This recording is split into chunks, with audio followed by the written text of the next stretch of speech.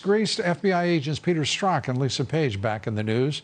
They discussed using someone from Mike Pence's 2016 campaign staff to spy on the Trump administration. Now, how wouldn't that be a clever thing?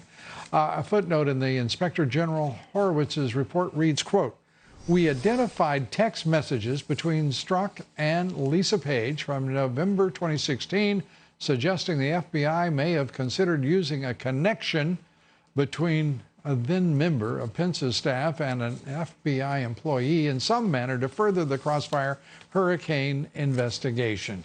Joining us tonight, Tom Fitton, the president of Judicial Watch, shocked, absolutely shocked that Strzok and Page strike again. Your thoughts?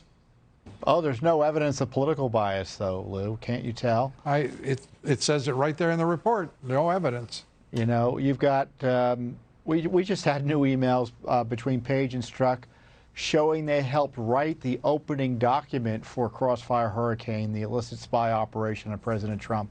The IG report downplayed their role, but when you look at these documents, you'll see that they were writing it and guiding it, and everyone else is following their lead, certainly Peter Strzok's lead here. But again, more evidence of political bias. The fact these folks were involved is necessarily evidence of political bias. The IG report's analysis of this information can't be trusted.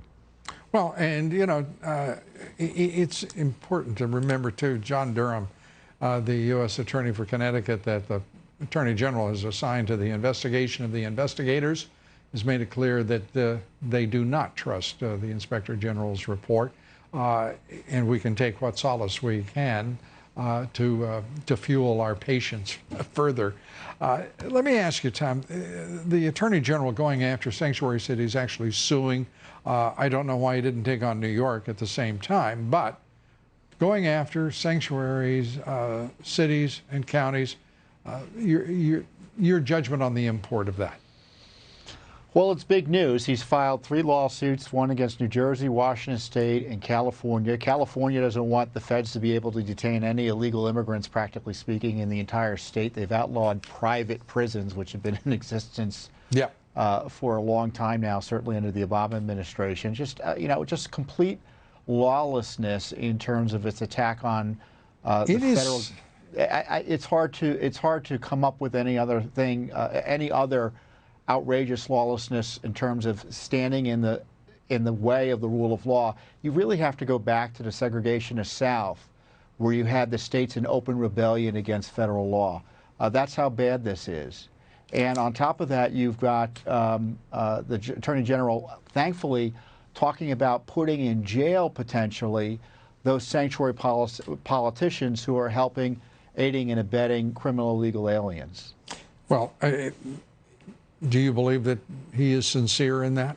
And that because we haven't, I mean, I look at the cast of characters that have been fired from the FBI, the Justice Department, and no accountability whatsoever. You know, one more threat, I don't think changes the balance here, do you? Well, saying the right thing is a significant step forward. The fact they've put folks on notice that participating in this scheme to help illegal aliens and illegal alien criminals could be a violation of criminal law is a good development. And he's got to push his local U.S. attorneys to now pursue these issues. On the other hand, you see Roger Stone being recommended for an outrageous amount of time in jail.